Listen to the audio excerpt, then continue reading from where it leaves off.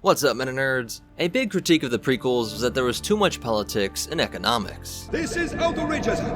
It really is interesting to see all the details that went into the Sith getting their revenge on the Jedi, a move that brought the entire galaxy into a galactic civil war, and really just makes Star Wars feel more alive. The whole Clone Wars essentially was sparked because of an issue with free trade zones. These areas were created in 124 BBY as an effort by the Republic to encourage trade activity in the mid and outer rims. These areas weren't yet developed, and with the Ruusan Reformation about 900 years earlier, the Republic had demilitarized. This was a bad combination that made these huge areas of galactic space whole systems of scum and villainy. Essentially, the Republic allowed business interests to develop in these areas without having to pay taxes on any of the profits made from those areas, knowing that this would incentivize growth in these regions. Petty criminals were not good for business, so some personal defense measures had to be allowed to these companies in order to protect their facilities and shipments in these dangerous areas. Business did grow, bringing industry, housing, and infrastructure, without costing the rest of the galaxy a single credit. The problem was that this libertarian paradise was corrupted by two sources, the Trade Federation and the IBC. The concept of antitrust laws are to break up monopolies, to ensure that competition can exist in the economy, since competition is crucial for simultaneously driving down costs while increasing quality. But the Republic didn't want to get involved, and in their defense, huge corporate monopolies were still better than the violent and unproductive previous states of these areas. After the free trade boom, companies grew to be big enough to consume their competition, and the ones that were too big to push out usually decided to group their interests. Things like the Corporate Alliance joined a bunch of different megacorps together, but the most powerful was called the Trade Federation, a federation or group of a ton of other companies which had more wealth and influence than most star systems.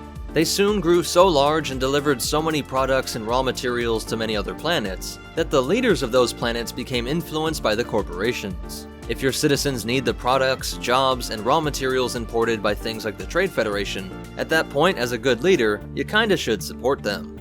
Their own wealth ironically started to attract criminals and pirates from other parts of the galaxy, many of which used to be way more developed than these mid and outer rim areas. Because of all this increased criminal activity, the Republic granted them a controversial right to create a trade defense force. Some worried that this was essentially now a large military force, but really each ship would have already had the right to defend itself from pirates, and so they would have had their own blasters and weaponry. Really, the TDF was just a more organized and effective version of what was already going on. What really kicks things into Civil War territory is when the IBC and Darth Plagueis decided to use the core world's fear of the Trade Federation against them. 45 years before the Clone Wars, the Senate was raising debates about applying antitrust laws to the free trade areas. It wouldn't break up the existing companies, but would allow new companies exclusive rights to certain areas, and put in place penalties for undercutting, also known as predatory pricing. That would prevent things like if I run a $1 billion transparasteel company, and you wanted to start up a company on a local on-world site, I could sell it at a price that was so low that I would actually lose credits for a whole year, just so that nobody would ever have to buy from you, and you would have to close shop. Now Darth Plagueis, Sidious's master, was publicly known as Higo Damask of Damask Holdings. He knew that the movement behind the reformation of the free trade zones was too powerful to stop, so though his company actively lobbied against it, he secretly funded and grew the pro-reformation lobby as well. This way, he was able to control the conversation about this topic, making it so the reformists look like heroes who took down the Trade Federation while only having to give up a Senate seat. That's right, the Trade Federation was apparently beaten, but gained a seat in the Galactic Senate, something that was unheard of, and definitely would have been seen as an evil abuse of corporate power if it wasn't for the framing of the conversation. So many parts of the Trade Federation were funded by IBC money, and Plagueis controlled so many of them, that this antitrust debate essentially gave Plagueis his own Senate seat. I want to point out here that the conversation had about this in the Plagueis novel shows just how deceptive the Sith Lord was, as many other Munes thought the Damask Holdings had suffered a great defeat. Another Mune by the name Mals Tonith was eager to rub it in. Tonith had a satisfactory grin when he said, "The Senate is on the verge of creating additional free trade zones in the Outer Rim territories, despite what I understand were considerable efforts on your part to the contrary. The shipping cartels face the danger of being broken, and even if not, they'll certainly have to deal with fierce competition from startup companies." Both core and Outer Rim worlds would benefit greatly from the arrangement, wouldn't you agree? To this, Plagueis pretends to be surprised and asks him, who can we thank for swaying the liberals to adopt the agreement? Toneth says, among others, the Jedi Order lobbied successfully. In exchange, the Trade Federation will enjoy full voting privileges in the Senate. Now what's even more ridiculous is that Toneth doesn't pick up on the insider trading aspect of this. Plagueis knew that this was coming, and told high-ranking IBC members where to invest.